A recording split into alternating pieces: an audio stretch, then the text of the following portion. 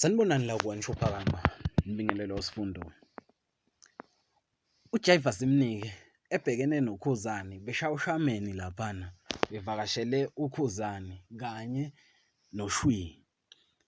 Sicela nje ushuvu lwakho mbukeli wethu ukuthi ubani inkunzi la kushameni phakathi kaKhuzani noJaiva Simnike.